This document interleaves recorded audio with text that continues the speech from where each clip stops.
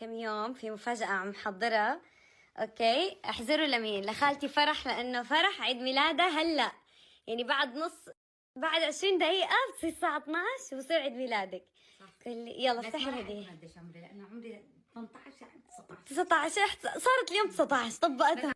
عن جد شكرا بيسان، عن جد بكفي. يلا يا جماعه بيسان مو دائما بالمانيا، بس صح. أنا اول مره بتصدف بيكون عن جد عيد ميلادها وانا اول مرة عن جد انصدمت، حسيت حرارتي ارتفعت، صرتي رح تبكي. خجلت من العرس. ايه العرس هذا ما تسوى انه هيك تساوى فيه، بس حرام حتى العريس وحتى العروس. اوكي جبت لك هدية، استني نفتحها دقيقة. انا شايفه هيك تضل، هيك تضل عن جد كثير حلو هيك.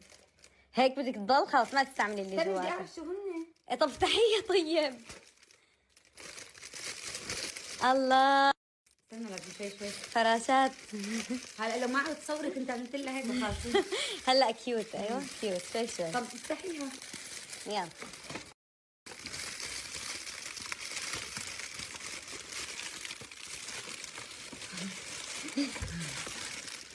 اوكي يا جماعه، الهديه مو من قيمه خالتي فرح، بس هي بتحب هذا العطر كثير. هذا عطري، فجبت لها العلبه الكبيره عشان تضل بخبخ بخبخ بخبخ بخبخ.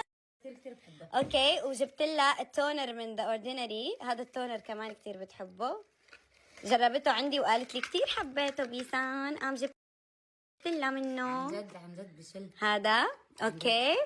كثير بحبه. وجبت لها افضل مرطب انا بستعمله كمان يا عمري، وجبت لها المرطب اللي تحت العيون اللي انا كمان بستعمله. هذا ملك. انا مو اليوم كنت عم بسالكم عنه؟ ايه اليوم كانت عم تقول لي ما في عندي منه، وانا عم بسكت.